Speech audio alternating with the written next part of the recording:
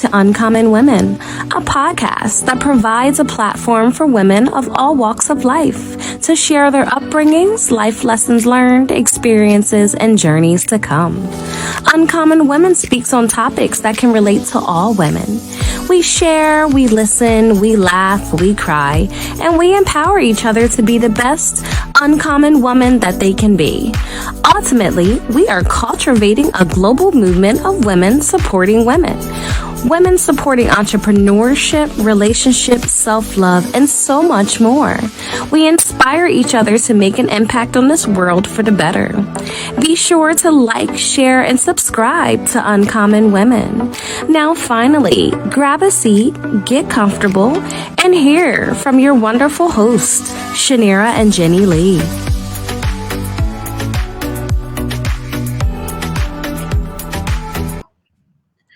Hey everybody, thank you for tuning in to Uncommon Women this evening. I'm Jenny Lee. I'm Shanira. And tonight we have a great guest speaker. Her name is Bracha Goetz. She's going to be talking about food addiction. I'm going to read into her bio.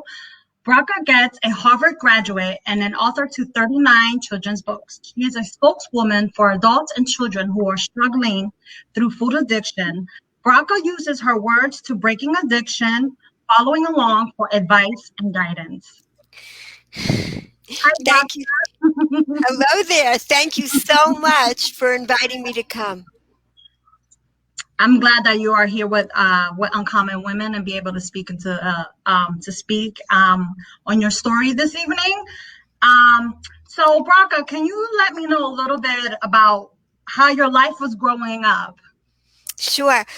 Well, I mean, I had a sweet childhood. You know, I grew up in a small apartment in Queens, New York, and everything was really very lovely. I would say when I turned around 12 years old, I started actually wondering more about life, like my awareness increased, and I started feeling like, was I missing something in life?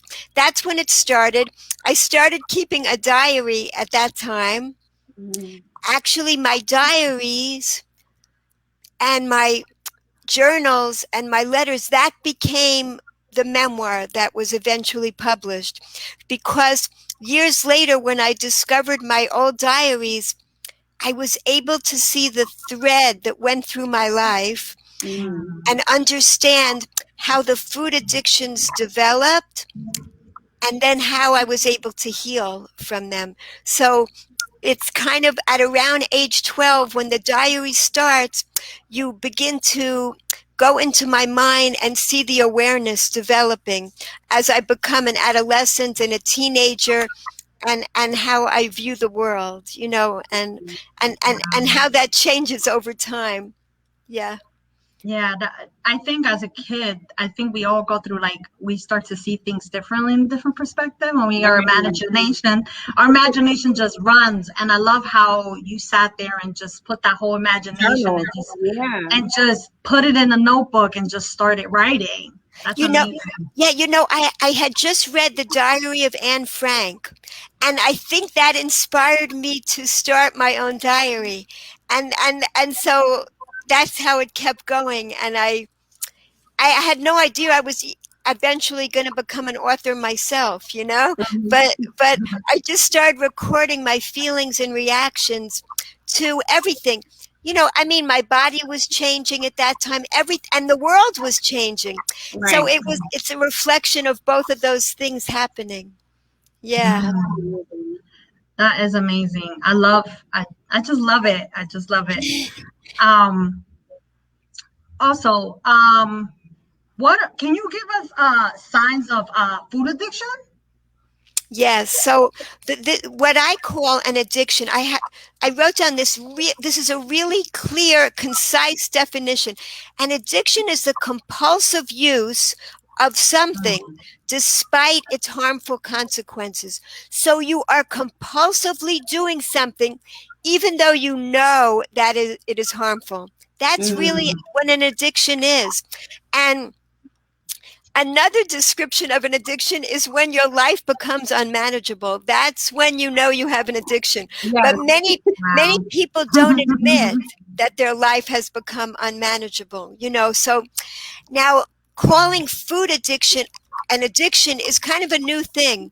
People didn't always say that you could call food addictions as you could Mhm. to drugs or alcohol, gambling, pornography, or Right. shopping, all kinds of addictions. It's really, but recently it's become really clear. Uh, just now, like in the last couple of weeks, I think Michael Moss, he was this. He was a former investigative reporter for the New York Times and a Okay. Pulitzer Prize winner. He came out with a book called Hooked, and it's Mhm. about how the food industry has actually hooked us on purpose to eat in an addictive way. Like Mm. all the processed food is designed to cause food addictions. Oh, wow. Mm. And now we Wow. have all these speedways that we can get food to our house, like DoorDash, Uber Eats, and Mm-hmm. things like that. Yep. And uh, it's accumulating us to just be able to get what we want without going anywhere. Yes, Yeah. yes, exactly. And food is the most common addiction because it's so easy. I mean, it's like so available and it just gives you an immediate pleasure. Now that Mm. it was designed, I'm going to say it was designed by the Almighty to give us an immediate pleasure. I'm going to show you like like this was designed, an orange was Mhm. designed to be give us pleasure to the eyes. It's bright and beautiful to look at. It gives us pleasure to the taste. It has a beautiful aroma. You know, you could hold it in your hand, individually packaged. They're individually packaged. Right. And the thing with oranges Yeah. is that they're delicious and nutritious. The processed food is delicious. It's designed to be delicious. It's designed to taste like food that is natural, but it's not nutritious. That's the Mhm. difference. So this food from the Mm. designed by the creator is nutritious and delicious for us. And people don't tend to overeat a bag of oranges. You know, like you Right. just don't do that, No, right? they don't. Exactly. But the No, not at processed all. food, exactly. But the processed food, that's designed.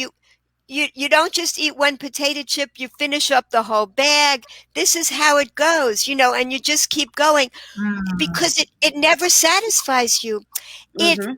It leaves you actually feeling emptier than when you started. That's what's so amazing. When you finish the bag, you feel worse than you did before you started plowing through the whole bag, a big bag of potato chips. Yeah. Oh, yeah, I know. Right. I think we all done that. Right. Exactly. Yeah. And it's not a problem. Like eating junk food isn't the problem. It's overeating it. And that's the Mm. whole thing. We don't know how to stop. We it's done in such an unnatural way to us that the signals don't go off because we haven't gotten the nutrition that we needed. So we're still feeling hungry.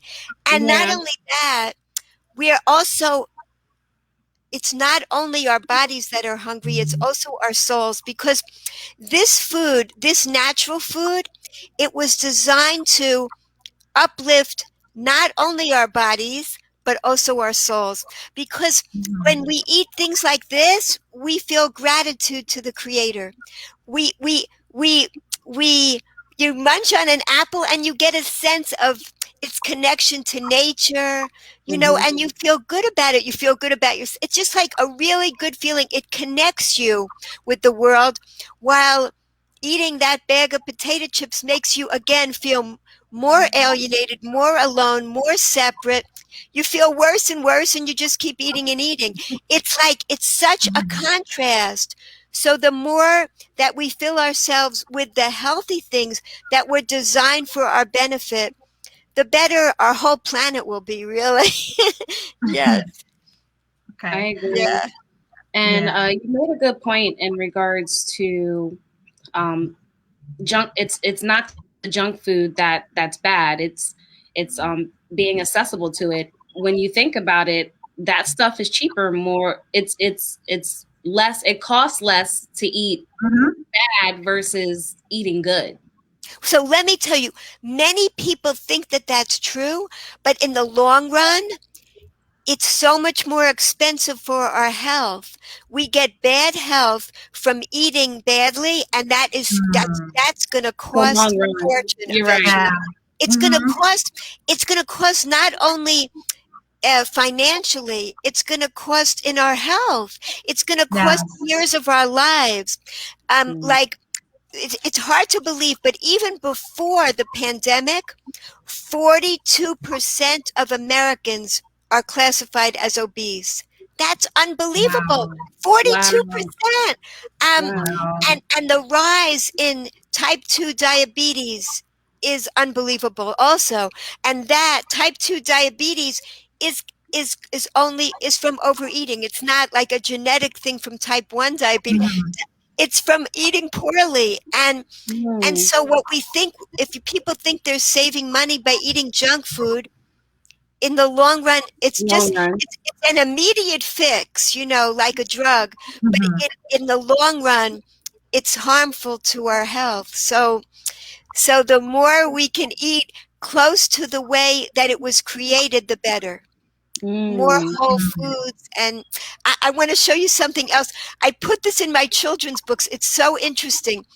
Okay. These foods, like the potato, and here's a nut. We don't bite into a raw potato or a nut because we would hurt our teeth with the nut. We need a nutcracker to eat this walnut. We don't usually see it in this form. You see it when it's already open. But these are not exciting colors because the Almighty has put wisdom on the outside of these foods, showing us we don't bite into it. Don't be attracted first. They're dull colors, so we know to cook these first or crack it open first. But look at the difference with these brightly colored foods. It's attracting us. We could just take it off the tree and bite right into it. This could be breakfast, If we lived in that natural way, it would be even easier than calling Uber Eats. We just go outside to the tree, take it off the tree and bite into it. And it stays juicy for so long inside this amazing skin that was designed for it. It's incredible. And the whole idea of individually packaging things so they're ready to eat. This was designed by the Creator. Look how the size is like perfect for us to eat them. It's like amazing. Yeah. So there's so much wisdom. And not only that, I put this in my children's books too. If you cut a carrot, if you slice it up, you'll see that everyone should do this at home. You'll see there's an eye. You look at the eye inside. There's actually, it shows you on many foods what they're good for. You can see how the carrot, it's good for the eye. You actually see it right inside. Wow. And my mom used to say, eat your carrots or it helps your eyesight. Exactly. Yeah, it's true. That's what I was always told. Exactly. And it's actually designed with that in mind. So like a piece of celery, it looks like a bone. It's really good for our bones.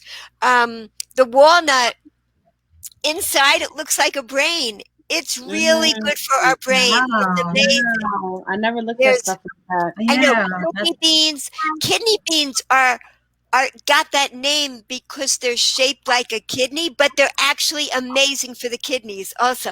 It's like there are so many wonders in nature. And like a lot of my children's books, I write about that too, discovering the wonders and the messages in nature, that so much that we can learn. And it's right out there, but we've gone like away from nature in so many ways, and we've gone off course. And we could bring a lot more joy into our life by getting back on course. Yeah. That's awesome. So how do we break it? How do we get back to, eating good? Or if you've never if it's something that you've never done, how do you change your mindset to wanna break the food addiction of chips? Because like I love chips. That's Exactly. There are healthier chips too. There are definitely some healthy chips, but like also the more you fill yourself with the whole stuff, the less room there is for the junk. So, you can fill up with a salad and all kinds of interesting, colorful vegetables, and you'll be much less hungry afterwards. It's like good stuff, all the nutrients that we need to nourish us. But the other thing is that it nourishes our soul at the same time. So everything all the physical pleasures were designed to not only uplift our bodies, but also uplift our souls. The way to overcome, you could put a note on your fridge. Anybody, you put a note on your fridge or on the cupboard. It says, when you feel like overeating, is it my body that's hungry or my soul?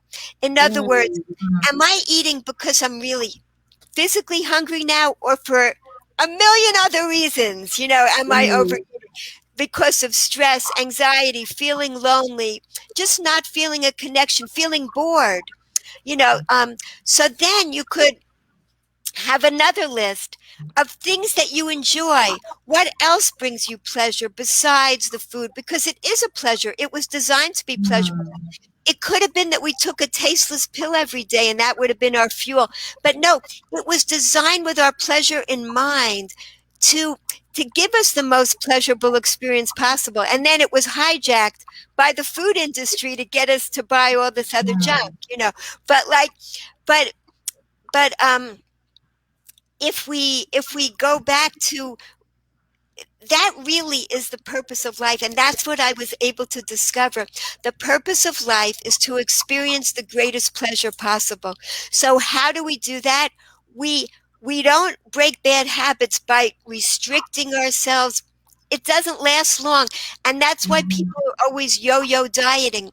They try one diet, they lose weight, they gain it all back. That's how it goes. Because it's not about restricting. It's about adding more joy to your life. So that's how you do it. Instead of feeling restricted, say, I'm going to add more joy. So instead of finishing up this bag of potato chips, what could I do right now?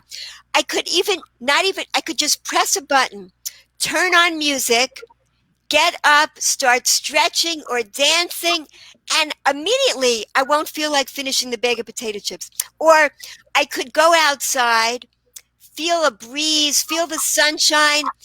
You don't feel like finishing the bag then. It's like you're reconnecting with a different physical pleasure, the body moving or dancing or the sunshine, or music. These things are all other physical pleasures that you can bring in to, and right in that moment, you'll see that the chocolate cake or the box of chocolate chip cookies, it just won't be calling your name as loudly. The moment you do that, there's a shift going on in your brain to there's no scarcity of pleasure in life. There's an abundance of pleasure. I can bring in other pleasures. And when you do that, when you don't have that sense of scarcity, I don't have enough pleasure in my life, then you don't have to finish the whole bag anymore. You start to realize there are other pleasures, and this becomes a whole new habit, and it becomes a joyful habit. So it's like, there was another book that came out recently about breaking bad habits. It says there's 3 steps.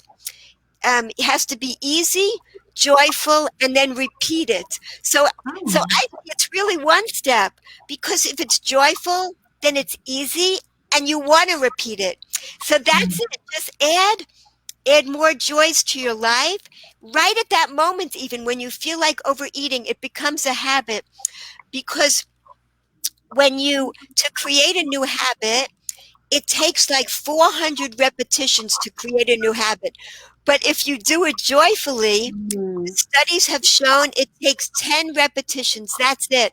You get the hang of bringing in a new pleasure, and you've got it down in just 10 repetitions of trying this, you have a lifetime of change, of just adding more joy to your life instead of making yourself more miserable. That's really how it works. That's awesome. Oh, so I want to tell you about there's 5 levels of pleasure. Okay. Yeah, the bottom level are all these physical pleasures. But if you want it to be an even more lasting pleasure, and all of these pleasures are based on gratitude. It's just all about gratitude. So why would you, when you experience gratitude for this orange, which is so much easier to feel gratitude for than a bag of potato chips, that is what uplifts your soul. So I make blessings before and after eating food.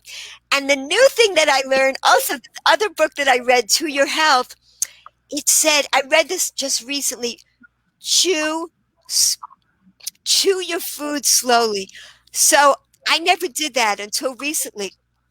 So I tried doing it, and it's a very interesting experience because the book was saying you experience pleasure just in the few seconds when it's in your mouth, the food. Once it goes down the tube, you're not even experiencing pleasure anymore. So why rush it? Right. Keep it in your mouth as long as possible and savor the pleasure. Like, really appreciate it, experience it, and be joyful about the pleasure. Like, why are we rushing onto the next spoonful when we're still chewing the one that's in our mouth? I realized I was doing it. After I read the book, I said, oh my goodness, I'm already picking up the next spoonful. I'm still chewing the first one. Why? I realized it's a metaphor for our lives. We're always trying to move on to the next pleasure and not feeling gratitude for what we have right this moment, So that's the key, is gratitude. So on the first level is gratitude for all the sensory pleasures that the Almighty has given us in this world. The second level is feeling gratitude for another person. That's called love. The definition of love here is, and this is from ancient mystical wisdom. This is not from my head at all. This is all what I've learned from studying the Bible and the Torah and the Jewish wisdom that I've learned. So the love is appreciating, focusing on the virtue of another. It's all empowering. We can bring these pleasures into our lives at any moment. We can bring gratitude into our life at any moment for all the physical things that we have, for the parts of our bodies that are working, for everything that we have. And then on the second level, focus on one person. What do you appreciate about another? And you've brought love into your life. You've brought that emotion of love into your life. So it's not dependent on anybody calling you or waiting for anybody to give you love. You bring love into your life at any moment when you focus on the virtues of another. And it's really, this is a life-changing thing. So it's all about gratitude. It's all about appreciating. And then the third level up is meaning. When you experience the pleasure of doing meaningful things like you guys are doing with this podcast, then you are bringing even a more lasting pleasure into your life. And you'll notice that each level up brings more connection. Why does a person have an addiction? Because they feel alienated and alone. And so as you bring more and more connection into your life, that's how you get over an addiction, by bringing in connection. So you're connecting to another wonderful physical object in the world, or you're connecting to another person, doing meaningful things. You're connecting out in a broader way to help other people in the community. And what's the fourth level up is creativity. You're putting a part of yourself into the world. And you're connecting even more deeply in that way. So what's left, and when you're doing something creative, you are in a zone where you don't feel like eating or sleeping or anything. You're just like, it's such a great pleasure and a feeling of fulfillment. And the highest level of all is transcendence, when we recognize the connection between everybody and everything, and connection to source. We're all connected to source, and we're all connected to each other. Like, symbiotically, we're all here for each other. Right. So that's really when we recognize the abundance of pleasure in the world. What's amazing is there's also 5 levels to the human soul. So each level up raises our souls to a higher level of pleasure. And that's really what we're here for in life, which was when I discovered that, that's how I was able to heal from the addictions. We are spiritual beings on a physical journey while we're here on earth. And we're not here to see through each other. We're here to see each other through. That we're here to help. Yeah, I agree. So do I. So when it comes to having an addiction, how common is it? Well, I don't know how common food addictions are. But when I saw that question that you wanted to know before the podcast, so that's where I got this. The only statistic I got was that even before the pandemic, 42% of people in America were termed obese. And like since the pandemic, they're saying people have gained more weight, from boredom and from loneliness and feeling separate and not knowing their purpose. Many people lost their sense of meaning. So we've got to get this back. In many ways, I feel that the pandemic was a spiritual push forward, in the sense that we don't take anything for granted anymore because of it. No, that is so true. It was a push forward toward gratitude. And with this understanding that people can gain from knowing about the abundance of levels of pleasure in our lives, people just won't have that sense of scarcity anymore, and can have more gratitude in life, because gratitude is what it's all about. That's what fills us up and makes us feel satisfied and fulfilled. Okay. I like that. I have a question. Do you think when people are in the transition of, if they feel as though they have a food addiction, is it emotional or a physical withdrawal that people go through or may experience? They could. Okay. They could, and that's the problem. That's why we must pour in the joy. Pour it in. And how do you have that joy?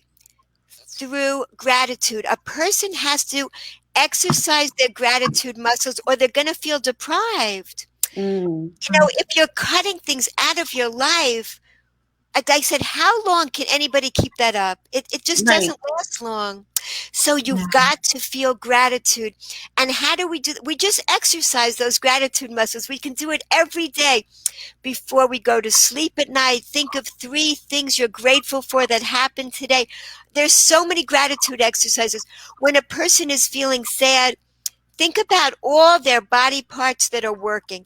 Think about all the illnesses that you don't have right this minute.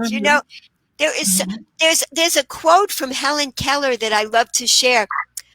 It's about how, like, I have so much to be grateful for. I don't feel like I'm lacking anything. And this is Helen Keller. Oh my goodness. She couldn't see or hear, and she felt so much gratitude for all the blessings in her life. Now look at us, So every minute we can choose gratitude. It's just, we have to get used to it. And like, it's all about getting our souls to shine through giving our souls the nourishment that we need. And that's through gratitude. But sometimes, if people had an abusive childhood or a childhood of neglect, it's not enough to get over an addiction. They need therapeutic intervention in order to get rid of the blockages. So like Oh, the title of my Okay. book, the title of my memoir is Searching for God in the Garbage. There's a lot of garbage that can get piled up on top of us that Mm. that we may not be able to remove on our own. We may need therapeutic intervention as well, but as well as we may need that help, we also have to nourish our souls. We got to do both. mhm. For Yeah. some people, just Mm. nourishing their souls is going to be enough. And for other people, they may need that extra help, depending on having gone through traumas, especially early in life. Yeah. So, but but with the two combined, that's the path toward wellness and toward a life of joy. So, Mhm. it's also why I write children's books, because I didn't grow up on a spiritual path. I discovered it in my early adulthood. So I felt like my soul was starving for that spiritual nourishment. And Mhm. I feel that that was the cause of why I had these food addictions. Like I was fluctuating between the crazy yo-yo dieting and then food binges, just binging, Mhm. like Mhm. desperately searching for pleasure and eating more and more. It's like it's the stopping the eating that's the hard part. That's the hard thing. Yeah. So it would just go on, and then I'd diet crazy the next day, and it was horrible. It was a horrible way to live. My life really became unmanageable, even though I didn't look obese and I didn't really look anorexic, but but I was still suffering terribly between fluctuating between those things, because Mhm. I didn't know how to really fill my soul with what it needed. And now that I know it, I'm loving to sharing it with other people, so everybody can have this. And I write children's books so children can nourish their souls with spiritual fulfillment from the very, very beginning of life. Like Mhm. Mhm. I write the kind of books I wish I had as a child, so I would Right. understand. Mhm. That's good. Yeah. You're basically planting those seeds into the children at a young Mhm. age, so that when they get older, they're understanding, and it's something that they're already been doing. Yep. Exactly it. There's this quote from the Talmud. If a person learns when he's a child, what is it like? It's like ink written on fresh paper. It sinks in and it makes an impression that lasts. It's Mhm. like engraving Mhm. it on the soul. Yes. It's Wow. so important. And I, I have a quote from Dr. Seuss too. I love this. A child can Mhm. understand anything that's read to him if the writer takes care to state it clearly and simply enough. So I Mhm. try to write in a really simple way the deepest kind of ideas about, like for instance, the invisible book. It's about all the things we believe in that are invisible, like gravity, like Gravity. it's invisible. Mhm. We believe in feelings, we believe in our thoughts, we believe in electricity, we believe in electromagnetism. You can pick up a magnet you can pick a magnet can pick up a paper clip, and you can't see any of these things. These Mhm. are powerful forces. We see the effects of these powerful forces in our lives, but we never see them. It's the Mhm. same with our souls and with the Almighty. We don't see the Almighty, but we see the powerful effects in our lives, Mhm. and we see the powerful effects of our soul when it's shining. So these are the kind of ideas that I'm showing children, just in a joyful way. That's Yeah. amazing. I love that. So, tell us about your books and where we can actually find them. Oh, all of my books are on on my Amazon author page. So if you just Google Bracha Goetz, you'll see all Mhm. my books there. And if people don't have to buy them, you could find them in libraries, public libraries, bookstores, wherever books are sold. You can ask for my books. And I'll tell you about one other book I want to mention is I Want to Be Famous. I'm going to hold this up here. I'll hold it up Okay. here. I Want to Be Famous is about a boy.